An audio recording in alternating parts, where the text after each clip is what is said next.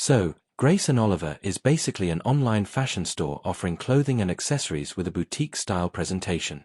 The products can look really appealing in the photos, but there are a few things I'd check before buying. The biggest question is whether the quality actually matches what you see online.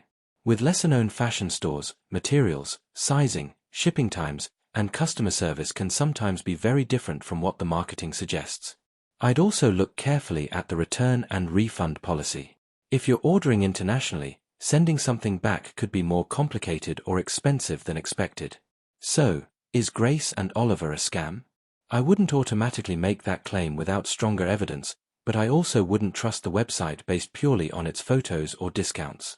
Check independent reviews, company information, payment protection, and shipping details before placing an order.